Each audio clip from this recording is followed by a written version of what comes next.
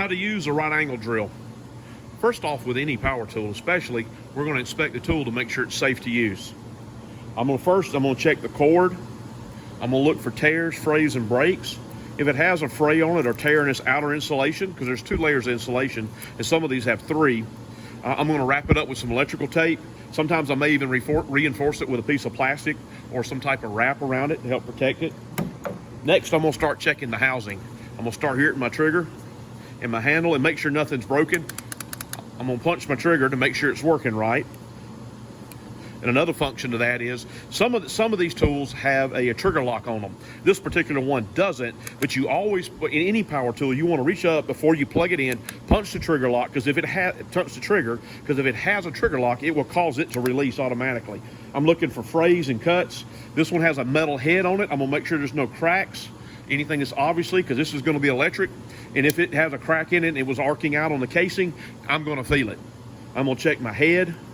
And I'm going to check my chuck and make sure it's clear and make sure the jaws articulate out and in.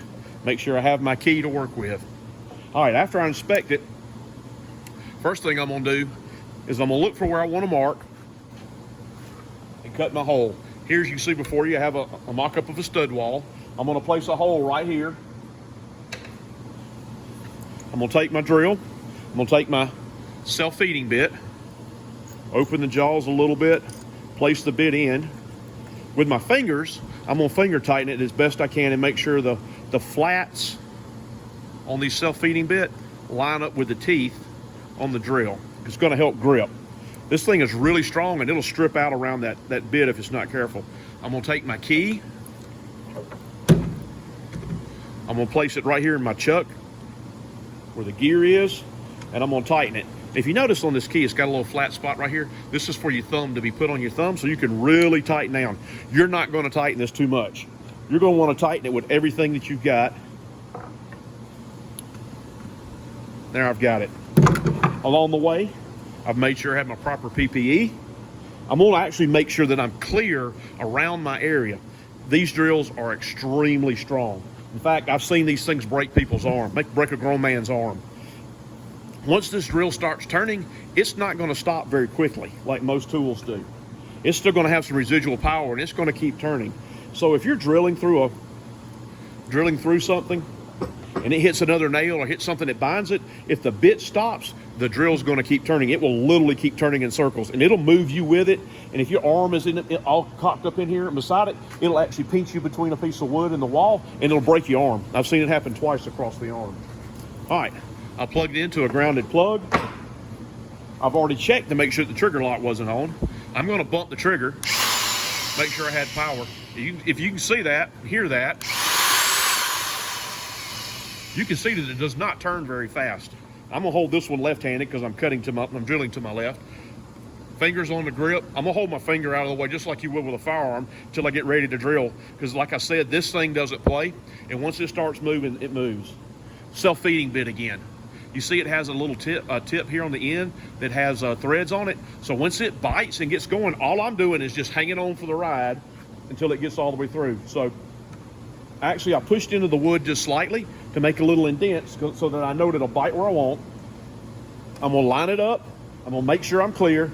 I'm gonna press to hold the trigger, go all the way through, then I'm gonna stop and see if I can pull it out. If I can't pull it out, I'll have to use my forward reverse that's over here and put it in reverse and work my drill back out. And the reason we use a right angle drill is you see this drill fits between these 2 studs. A conventional pistol drill, heavy pistol drill, won't fit between a normal stud length. So you'd have to come in at an angle, and you're always at an angle, and when you're trying to route your piping or your wires, it ends up bending and crimping them. All right, I'm ready to start. I've got my dent, and away we go.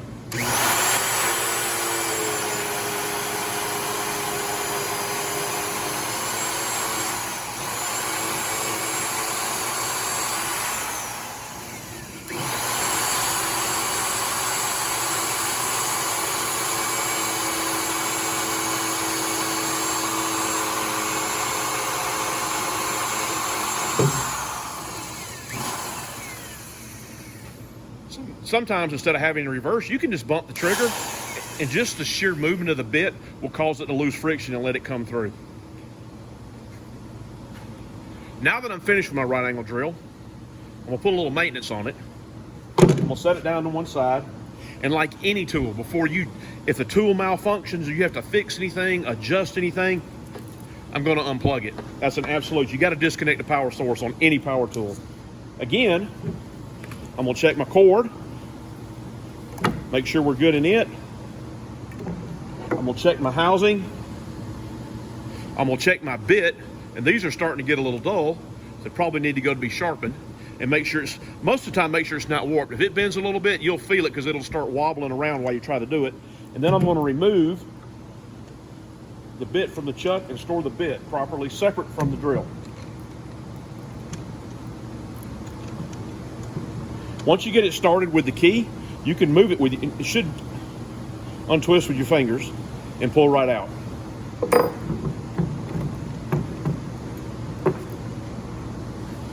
That's how to use a right angle drill.